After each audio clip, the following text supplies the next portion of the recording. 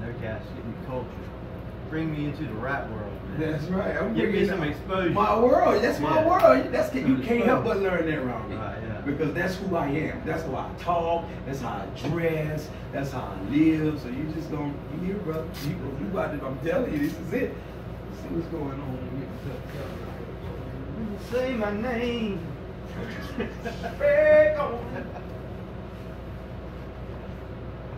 Oh, you gotta say when you use my name. Oh, when you use my name. When you use my name. When you use my name. Use my name. News, not really news. It's new. You gotta put the U on after the news. Use my name. That's it. That's it. Alright, I'm getting it now. You in there now, Jack. When you use my name. Put some respect on it. That's right. That's it. You got it. Even you got to know it too. Matter of fact, we say put some respect on it. Put some respect. Okay, so do that. Say when you use my name. Say put some respect on it. Say when you use my name. Put some respect on it. Bam. Now do that again. And I'm gonna put the harmonizer note on it. Go ahead. When you use my name. Put some respect on it. See how you sound good? You sound good. I got you here singing, Jack. You bad man. When you use my name. I like the one about the waffles better though. Okay. When you get a maple cinnamon waffle. When you fix you a waffle. Put some syrup on it. Yeah, that's it, bro.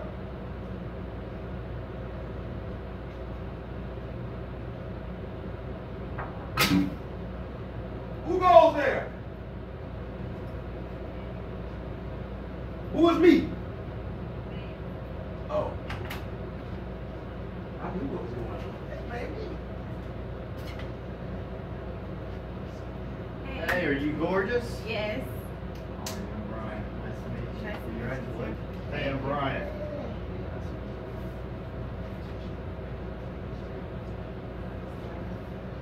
Your daddy's teaching me some stuff. He's giving me culture. Boy, you fresh, boy. Yeah, y'all, let me show y'all what I taught. Go ahead, show them what you got. Yeah, we was waiting. We heard y'all was alive for you to Use my name. I'm Brian. Put some respect on it. Sweetheart, I'm Brian. Nice to meet you. What's your name? Tell me your name.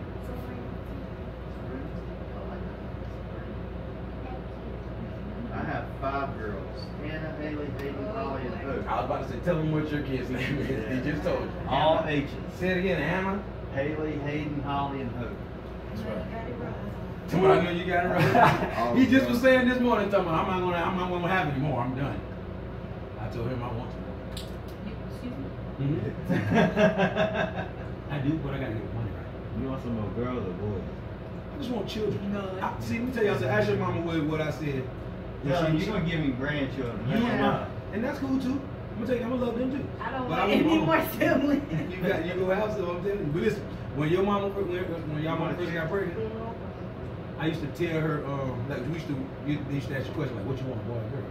I really didn't care. The only thing that I did have though, all my life, I told her, I said, when I was a young boy, if I have a girl, I wanted to name her Gorgeous. That's just all I knew. I was like, so if we got a girl, I already know what her name is. Lord, let me have a girl. So that's what it was. I'm gonna get that stuff from y'all. Your mind is not independent. If I got my money right, dude, I'm a great father if I got money. It doesn't matter. I don't want any more siblings. I hear you. I'm What you think? You think you're gonna be able to keep up with them kids? Who, me? Another child? Yeah. Yeah, Yes, oh. man, I'm a kid. No, We got listen. some things for y'all to talk. He gonna do the Okay. kind of stuff. You're 40, man. I That's a shame. That's what I'm saying. Mama look like she older than you. I know. That's a shame, man.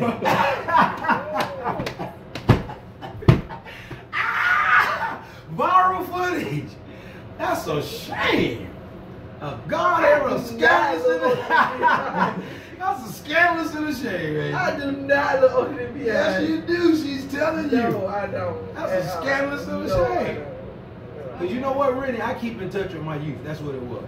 I just kept myself up, stayed in touch with the You Lord. make me so sick. Yeah. And I did the same thing. No, you can't put something back. I'm. Ooh. Oh, Now you just told her. You did it to her. Yeah. She did it to her. Stop.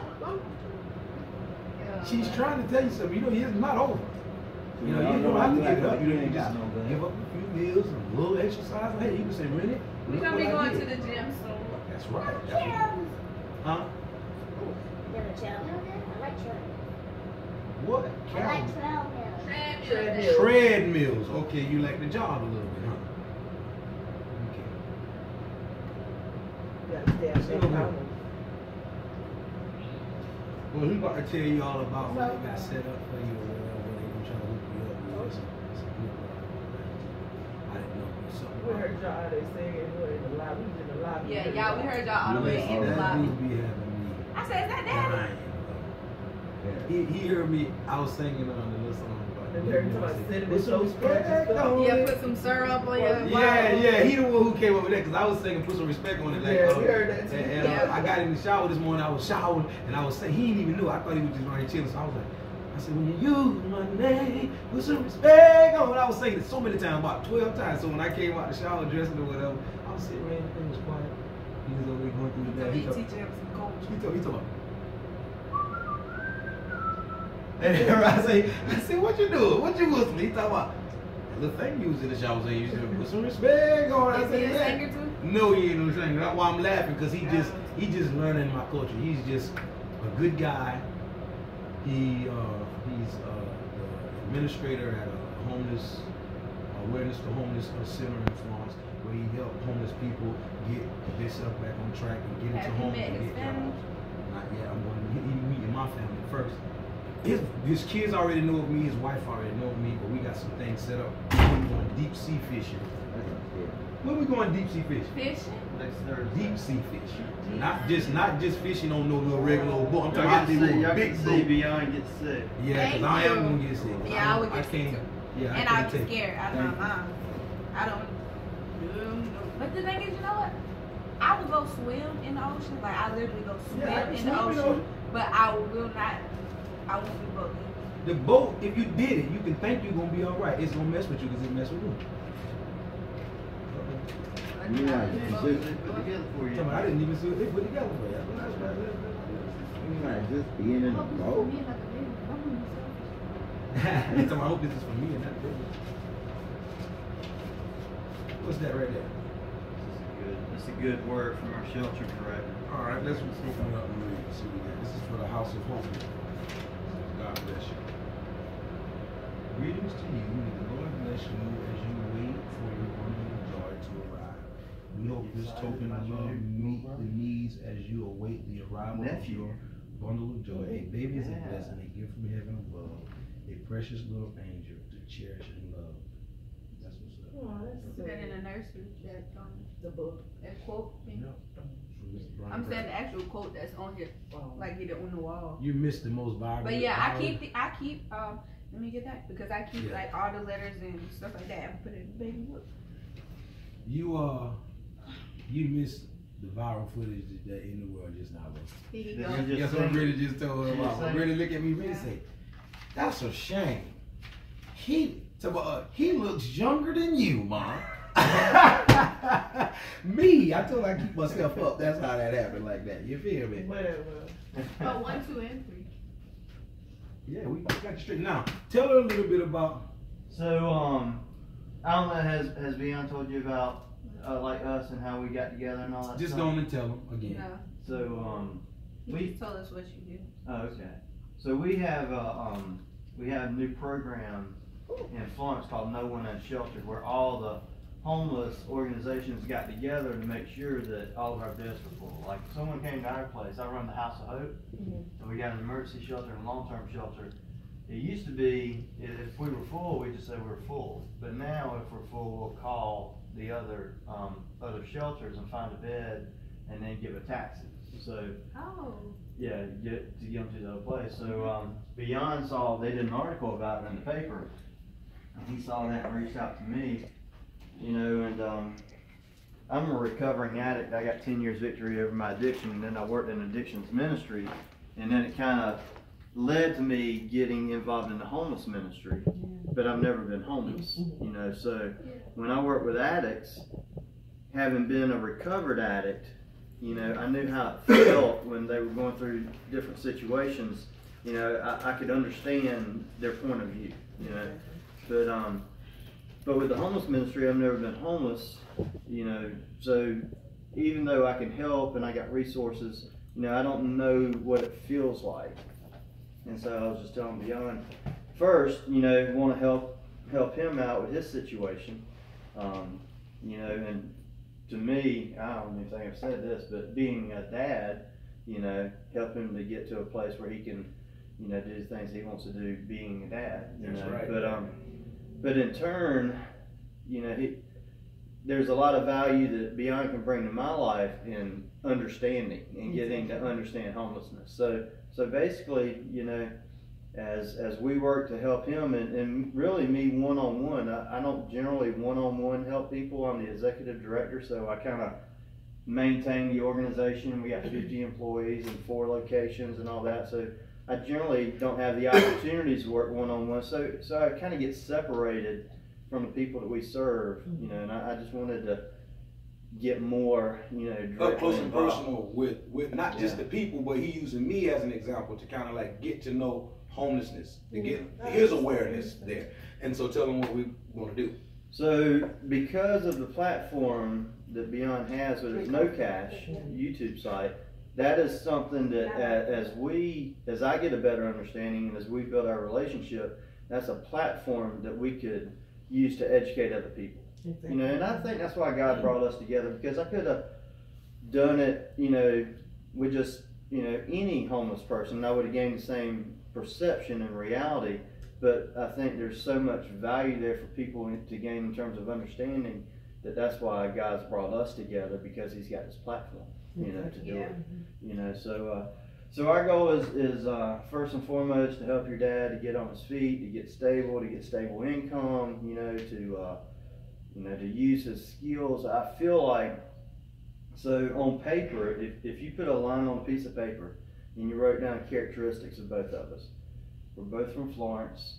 I've got 4 felonies. I got 4 felonies. He's got 4 felonies. You got 4 felonies? Bless you, Dad. She didn't say that about me. Don't give him a blessing too. She's just worried about Dad. Yeah. Bless you, Dad. Yeah. What about that guy? See? And I'm a recovering drug addict. I was addicted to cocaine, crack, pills, stuff like that. You know, Beyond with his drug history.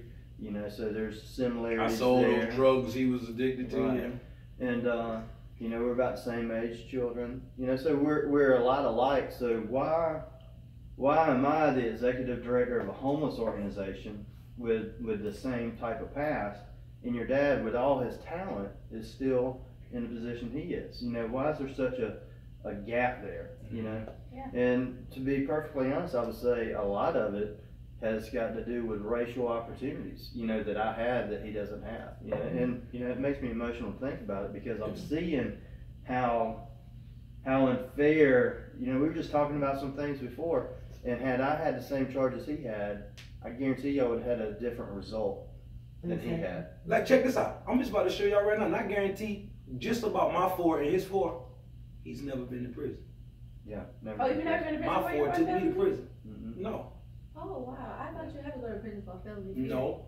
That's what we're trying to show you. I did 8 years of probation, and I paid. There's different ways. There's money, there's probation, there's programs, there's under the table things. And so all my drug charges got dropped. I had possession charges, but then I had my other felonies. But I did 8 years probation, and I paid $50,000 in restitution. See, that's what he had. That he didn't have. But you know, I didn't do 5 years in jail. That's right. You know, I would rather pay $50,000 than yeah. So there's a lot of discrepancies there, you know, and I wonder what I did since I'm light skinned. Kind of in the middle. That's right. You did. You got to be white. Got 30 days. You would have got 30 days served. You know. Well, if you was light skinned with a white dad or a white mom, that might would have been a little different. Yes. So you know, we joke about it, but there's a lot of truth. Yeah. You know, and I realize that, and I'm seeing this more and more, that they say white people have blind spots in terms of privilege. You know, that we have privilege that other That races y'all don't realize have. y'all And we don't know, we don't realize we have privilege because we just grow up in the same situation. Yeah. But also, I went to Carver when I was young. I lived in Brook Green, and I went to Carver, and so I was one of 2 white guys and one white girl that went to school in my grade. You know, so I was on the other side, but I still, you know, I didn't feel like racism towards me. You know, even though I was a white kid in a predominantly black school. Yeah, you know, I didn't feel it. You know, I didn't feel like people treated me any different. Yeah, that's kind of great. So it's just so many dynamics, but what I was going to say is the biggest difference. You know, you got all that, you got the racial and everything, but the biggest difference of why I'm where I am and you're still in the situation you're in is the people that invested in me. That's the difference. Yeah, it took, and their motives for investing in me. Yeah. I mean, I've had, my Sunday school teacher was the guy that I called. My one call when I got arrested, I called my Sunday school teacher to tell my wife and my mom I was in jail. Well, that same Sunday school teacher, 8 years later, was the one who called me and said, hey, we got a position for you at the House of Hope. Oh, wow. You know, so that person, that one, Dean and Terry Lisenby, that couple, throughout the whole process was there with me in the worst of times and the best of times, and they always had mine and my family's best intentions, you know.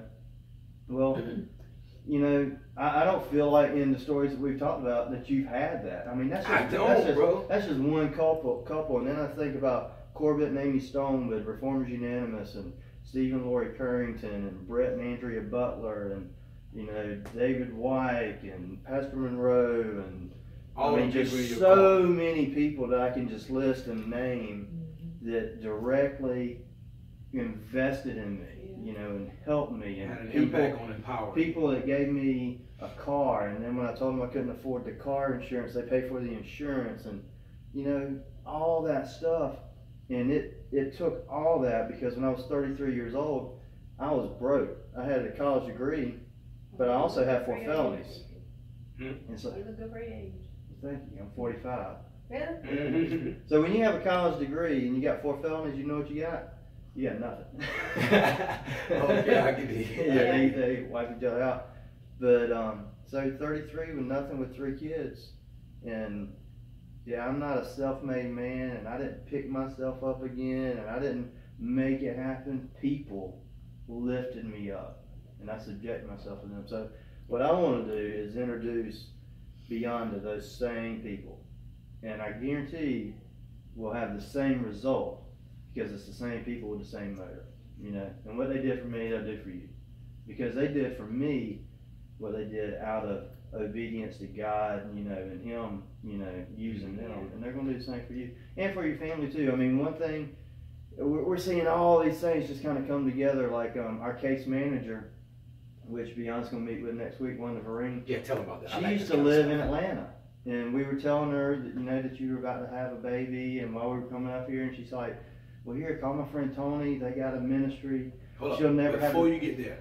Before you get there, he told her about me. Like, I met this guy, homeless guy, YouTuber, about to be doing some things together. We're going out for a week, we're going to be homeless together. They looking at him probably like, man, you crazy, what you talking about you doing? And she didn't register when he was saying the guy name is kNOw, right? But when we went to go get your stuff yesterday, she was like, the kNOw, the real kNOw. She said, I knew you before he told her about me. She said, I prayed for you. And I was like, what do you mean? She was like, on one of your videos. She said, you wasn't singing on it. You was sitting down in a field somewhere. You was just by yourself. Y'all know I shoot my videos in the back on me, like y'all sitting on the road. She was like, you was just sitting there, and you was in the field, and you were talking. She said, and I just felt the energy from you. It was like you needed something. You was like a cry out. She said, I watched the whole video. And after the video went off, she said, I prayed for you. Now check this out. This is before I ever knew about him. Right. Then when I saw the paper, the newspaper with his face on it, and I got his name, the only reason why I called him because you found him? Yeah, I found him. He didn't reach out to me. See, that's why this is like, we know that this is the work of God, because even when I called him, I didn't know what was going to happen. I only called him because I wanted to go in the store. True story. I went to the store to buy me some Dutchess. I'm buying the Duchess, and I looked over to the side. No, I'm just kidding. Now you know it's true. You're going to get Now believe it. It's a true Yeah, story. I went in the It's a store true to get story. some food. Yeah, I went in there, bought me some Duchess. That's a true story. As soon as I got to the car, no, that's true. Yeah. So when I looked to the side, over to the side, there was a stack of newspapers. You know, they have the newspapers with the people who got locked up, and you can see you can buy that for $1. And they got the other newspaper. So I looked at the other newspaper, and I seen him on the front of it with a suit. If he didn't look at the other newspaper 10 years ago, he'd have seen my picture. So I looked, I saw him, and I said, at the top of the headline, say something about this guy making homeless awareness. This guy is doing things with homelessness. Yeah. I forget the title, but I'm like, homelessness awareness right here locally. It's like I ain't never known about it. Then I seen Sonya Cooper behind him and some other black people. I ain't gonna lie, I seen him, but it was black people behind him, and I'm like, whoa. Who is this guy? This has to be a good man. He's passionate about what I'm passionate about. And I looked and seen Bryan Braddock. And when I got out of the store with my Duchess, I got in the car and I got on my phone and I said, Google, Bryan Braddock. Bing! A law firm came up. I dialed a law firm number. I said, this man is a lawyer. I said, I can use him. I'm about to call He him. can help me. I called, and the lawyer answered the phone and was like, you got the wrong Bryan Braddock. He was like, well, we know that guy. We know him. Here's his number. I was like, oh, they know him. Oh, they gave you the number? Yeah, they gave me his number Yeah. to reach him. And I didn't know that they would know him. So anyway, I guess they get a lot of calls there looking for Bryan Braddock. Of the same thing. So anyway, he gave me the number, and I called him. He didn't answer. Now you take over this stuff. And he left this message, typical kNOw message, you know. I can't Peace even. and love. I can, yeah. No. I just give it a shot. No, give it a shot. What it was. Right. Hey man, this is kNOw. You don't know me. I saw your picture. You know, we can do something together. I don't know, but I'm on YouTube and stuff. Just give me a call. Peace and love, kNOw. Yeah. And I'm like,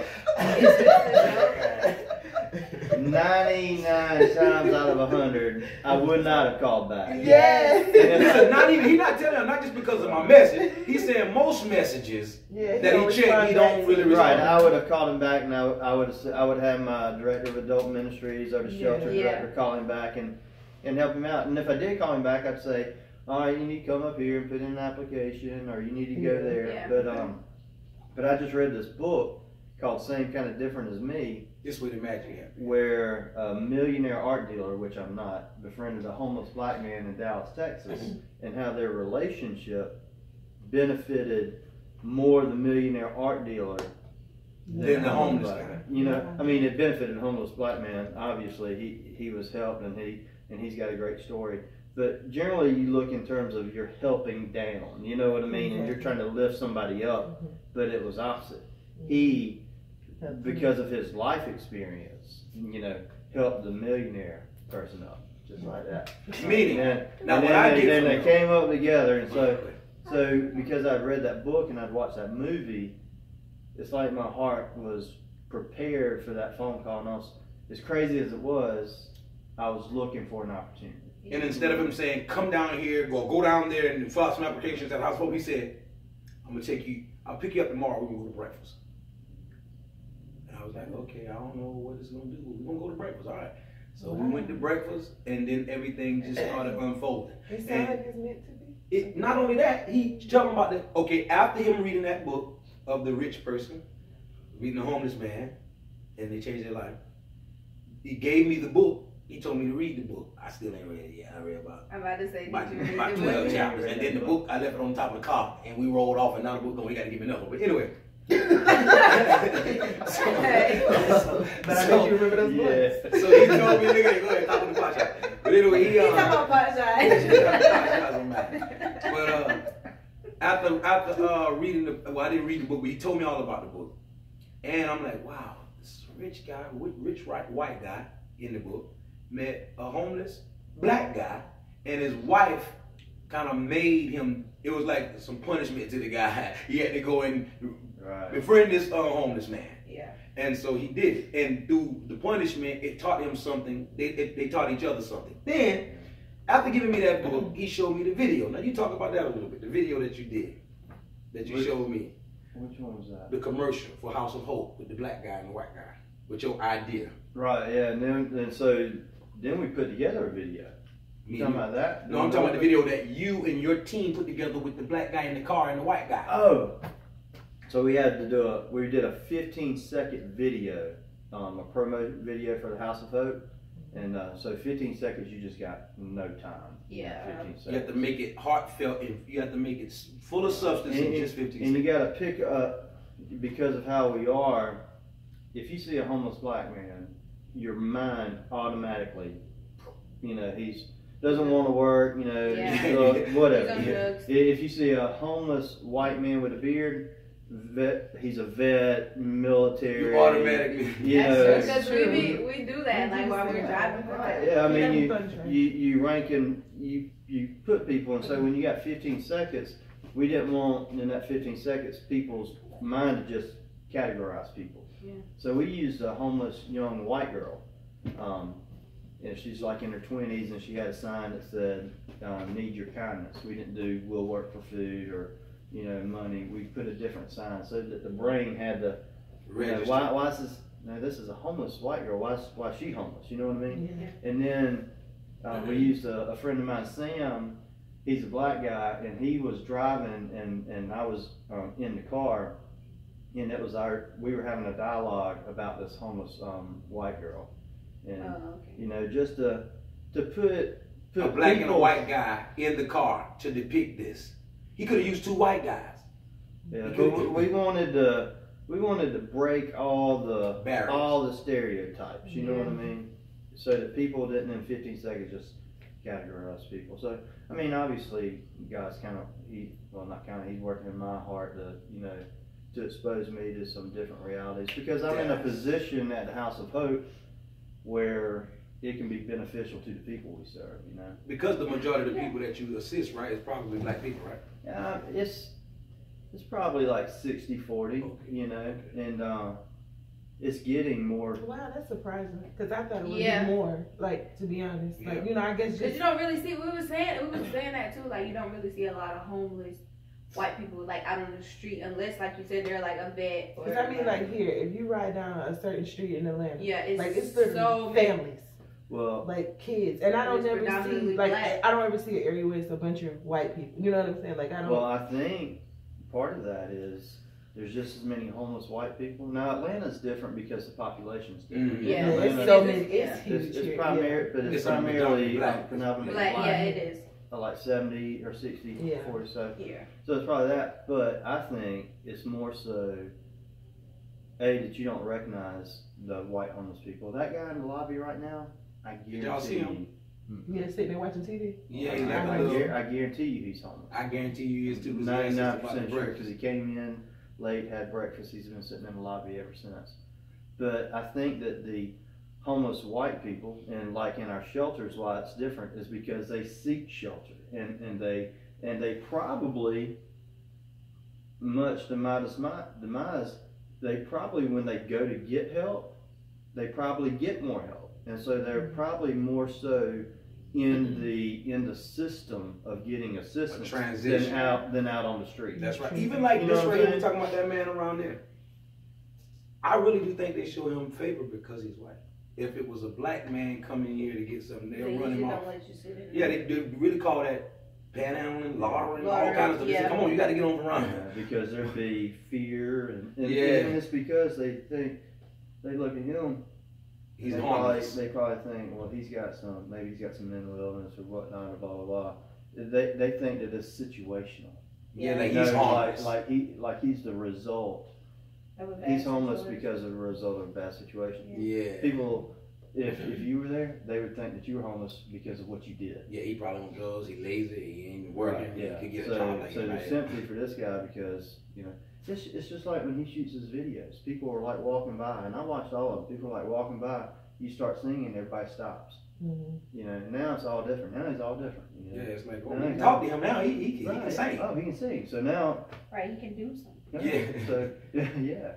Right. And that's kind of, it unfolds. When I reached out to him, never thinking none of this was going to happen. I just reached out to him because he was passionate about homelessness, bringing awareness to homelessness in the local area, and I knew I had a platform that, with his seriousness and I really like your story, though. I do too. You like his story? Yeah. I know that's right. That's what I told him. I told him that. I said it's the dynamic of what we're doing is gonna be crazy, bro. That's cool, man. It's already happening though, because that's when we met. We didn't know none of this other stuff that was gonna happen, and that's happening now. Like even with you, it started with him saying, "Okay, man, look." The next day after eating, he just was like, "Look, I've been thinking, brother.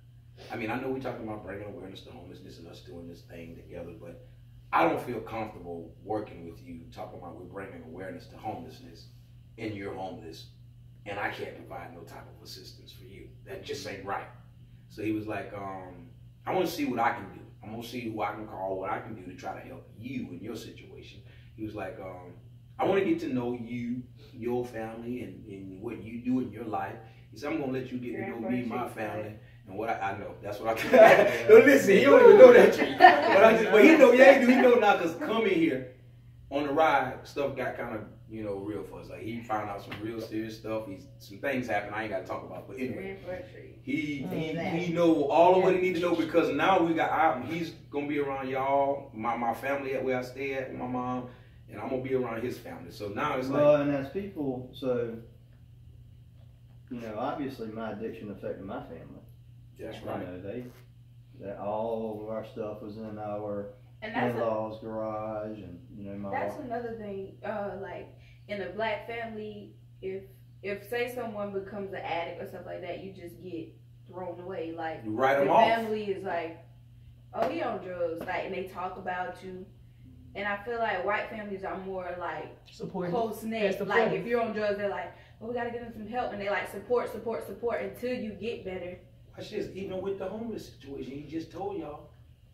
It's like if a black guy is homeless, it's like, oh, he just out there. But when he was going through his struggles, people came and tried to strengthen him. Like you said, like your friend got 3 kids and won't let her kids come stay with her. They're homeless and she won't let her kids come stay with her.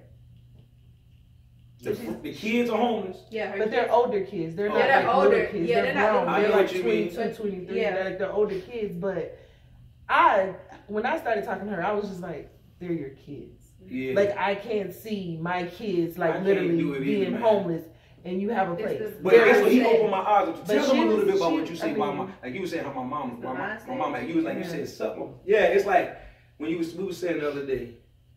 And she said she had to get to that point. So I guess something happened for her to No, watch this. You made me realize something about my past. You was like, I'm trying to remember exactly how you said it. Because I was saying how my mama is, right? And you was like, maybe, you said the thing. You was like, maybe my presence or our presence of me and my siblings being in her home reminds her of something painful. Remember you was saying something about that? Like, of how the neglect when she heard leaving me with my grandma, leaving me and my sister with my grandma, my granddad, and them raising us. Now in our older life, it probably constantly reminds her of that. She's seeing of her mishaps. The result of your life and your sister's life, she had a huge impact on, and her. And that's what he's saying. Her failures. The reason why me and Taylor Taylor every single day. That is.